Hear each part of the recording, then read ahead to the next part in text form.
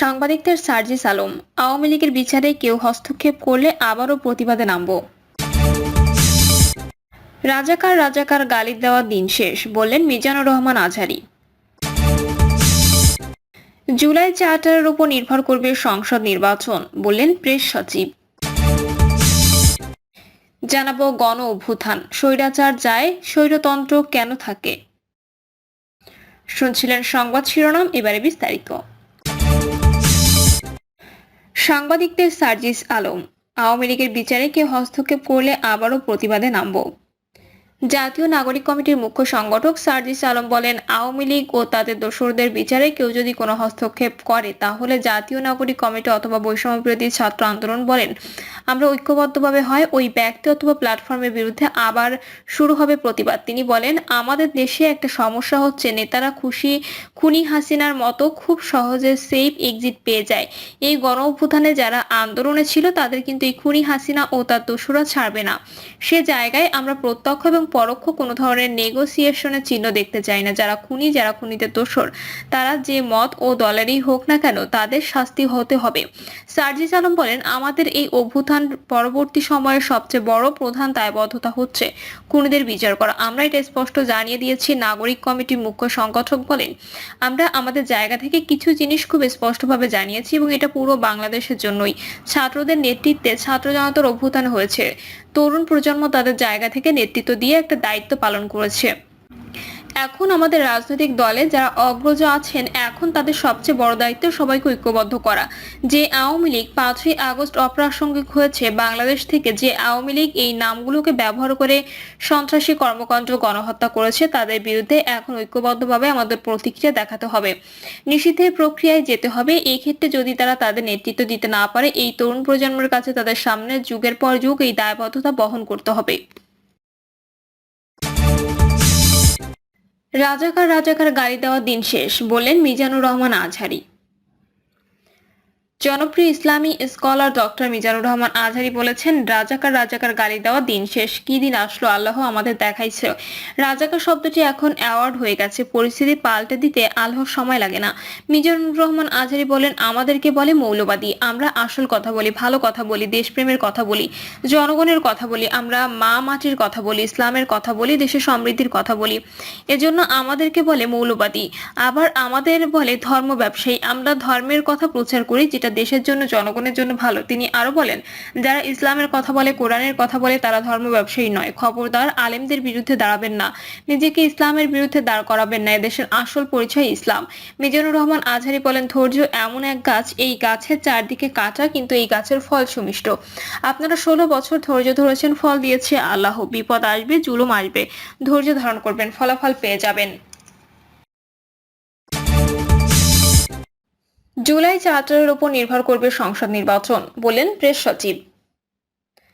জুলাই চার্টারের উপর নির্ভর করছে ত্রয়োদশ জাতীয় সংসদ নির্বাচন বলে জানিয়েছেন অন্তর্বর্তী সরকারের প্রধান উপদেষ্টা প্রেস সচিব শফিকুল আলম। তিনি বলেন, জুলাই চার্টারের উপর নির্ভর করবে আমাদের নির্বাচনটা কবে হবে। জাতীয় ঐক্যমত্য কমিশনের মেয়াদ 6 মাস, এমনটি জানিয়ে তিনি বলেন, 6 সংস্কার কমিশনের প্রতিবেদন নিয়ে পুঙ্খানুপুঙ্খভাবে রাজনৈতিক দলগুলোর সঙ্গে আলোচনা হবে।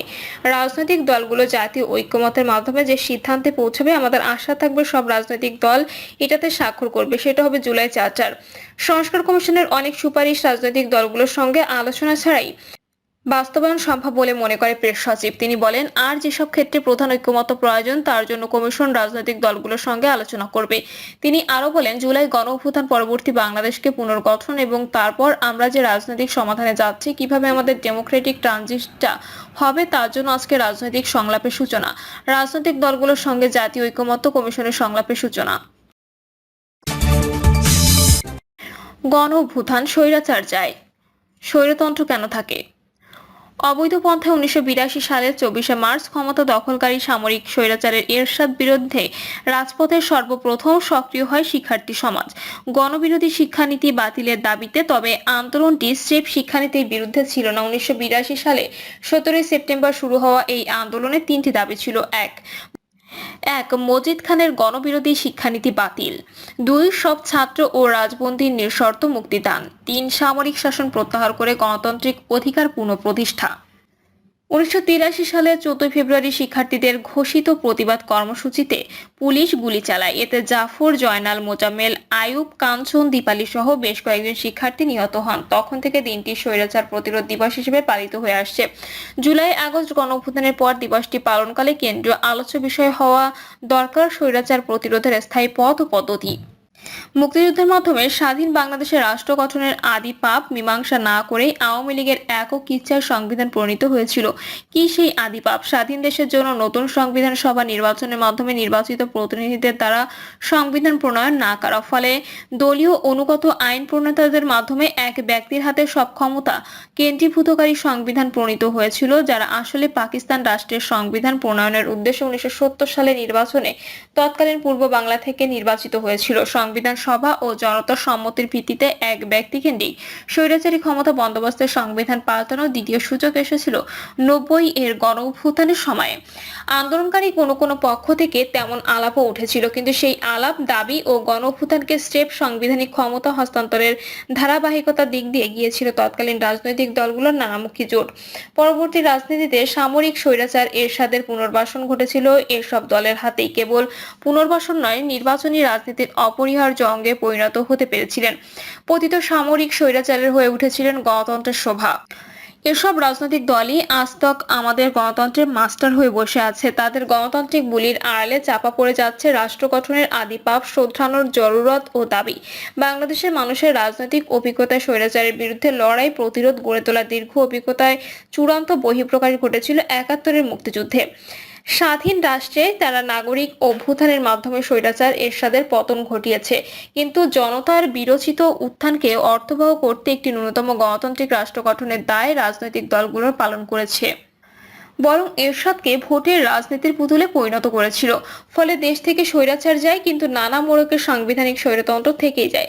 ছাত্র সমাজ ও সাধারণ মানুষ ভেবেছিল আইয়ুব, ইয়াহিয়াকে ঘটানো গেছে, এরশাদকে উৎখাত করা গেছে।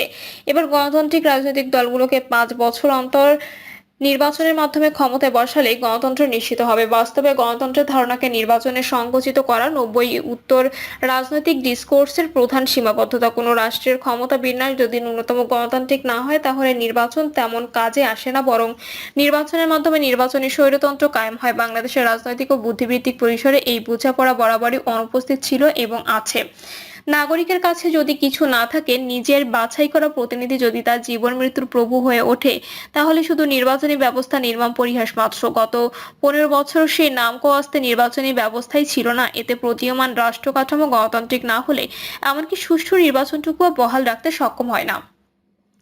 শুধু নির্বাচনী ব্যবস্থাকে গণতন্ত্র বলে প্রচারের সংকট উন্মোচনের দায়িত্ব ছিল বুদ্ধিজীবীদের, অথচ বুদ্ধিজীবীরা গত 15 বছর সুষ্ঠু নির্বাচনের বিরোধিতা করেছে। এমন গণতান্ত্রিক সংস্কারের প্রশ্ন এড়িয়ে স্রেফ নির্বাচনের দাবিকে সমর্থন জানাচ্ছেন। বর্তমান পরিস্থিতি বিবেচনায় যে কোনো স্বৈরাচার বিরোধী, গণতন্ত্র মানা ও কর্তৃত্ব বিরোধী মানুষের আসনে মহান দোহাই আর সাইনবোর্ডের আড়ালে খাপটি মেরে থাকা স্বৈরতান্ত্রিক ব্যবস্থার বিরুদ্ধে দাঁড়ানো ছাড়া উপায় নেই। বাংলাদেশের জনগণ এবং তাদের পক্ষে গণতান্ত্রিক রাজনৈতিক শক্তিগুলোর প্রধান কর্তব্য সাম্য, মানবিক মর্যাদা ও সামাজিক ন্যায় বিচার ভিত্তিক অন্তর্ভুক্তিমূলক গণতান্ত্রিক সমাজ রাষ্ট্র নির্মাণের লড়াই তোলা। গণঅভ্যুত্থানের মাধ্যমে ফ্যাসিবাদী শাসনের পতন ঘটেছে ঠিকই, রাষ্ট্রের ফ্যাসিবাদী ব্যবস্থা এখনো বহাল। এমন সময় 90 এর গণঅভ্যুত্থান থেকে কি শিক্ষা? কি শিক্ষা? এটাই, নির্দিষ্ট স্বৈরাচারী রেজিমের পতন ঘটা মানে স্বৈরতান্ত্রিক ব্যবস্থার পতন ঘটা নয়। নির্বাচন মাত্রই গণতন্ত্র নয়। স্বৈরতন্ত্র থেকে যাওয়ার মতো ক্ষমতা কাঠামো বদলানোর দিশা খোঁজার কোনো বিকল্প বর্তমানে নেই। মনে রাখা জরুরি, গঠনতান্ত্রিক সংকটই বাংলাদেশের প্রধান সংকট। একে পাশ কাটিয়ে আমাদের কোনো ভবিষ্যৎ নেই। স্বাধীনতার পরপরই প্রতিষ্ঠিত স্বৈরতান্ত্রিক ক্ষমতা কাঠামো বহাল রেখে বাদবাকি সব প্রগতিশীল আকাঙ্ক্ষা আসলে কোনো কাজেই আসবে না। 50 বছর ধরে একটি শাসনতান্ত্রিক সংকট তৈরি করে রেখে গোটা দেশকে নানা মতাদর্শের বিভক্ত করার অপপ্রয়াসের বিরুদ্ধে সক্রিয়তার কোনো বিকল্প নেই। রাষ্ট্রকর্মের সীমা নির্ধারণ করা প্রয়োজন। সংবিধান যে নিরঙ্কুশ স্বৈরতান্ত্রিক হওয়ার সুযোগ করে দেয় ক্ষমতাসীন দলকে, তা বন্ধ করতে হলে সাংবিধানিক সংস্কার করা সময়ের দাবি। কোনো দলের ক্ষমতায় থাকা না থাকাকে বাংলাদেশের অস্তিত্বের সমর্থক করে দেখানো দলবাজ বুদ্ধিবৃত্তিক সততার বিরুদ্ধে গণমুখী বুদ্ধিজীবিতা তৈরি করা প্রয়োজন। রাষ্ট্র প্রত্যেক নাগরিকের মৌলিক অধিকারের সুরক্ষা দেবে, থাকবে জনগণের অধীন। পাশাপাশি সমাজে নানাবিধ স্বাধীন উদ্যোগ ও সক্রিয়তা থাকবে। ব্যক্তি ও সমাজের স্বাধীনতাকে নিঃশর্ত করে আইন ও ক্ষমতা কাঠামো বিন্যাস তৈরি করতে হবে। নাগরিককে আইনগত জুলুম নিপীড়ন করার ঔপনিবেশিক মডেলের আইনের সাপেক্ষে মৌলিক অধিকারকে বিচার করা যাবে না। সমাজের দ্বন্দ্বগুলো শান্তিপূর্ণ মীমাংসার পথ থাকতে হবে। অন্তর্ভুক্তিমূলক রাজনৈতিক জনগোষ্ঠী ও গণক্ষমতাতান্ত্রিক রাষ্ট্র নির্মাণ ছাড়া বাংলাদেশের সংকট কাটবে না। বাংলাদেশের মানুষের মানবিক মর্যাদা ও নাগরিক অধিকার প্রতিষ্ঠার রাজনীতি গড়ে তোলার সবচেয়ে গুরুত্বপূর্ণ কোনো রাজনীতি এই মুহূর্তে নেই। রাষ্ট্র সংস্কারের সামাজিক বাসনাকে রাজনৈতিক ভাষা ও সাংগঠনিক রূপ দেওয়ারই অপর নাম গণ রাজনৈতিক ধারা।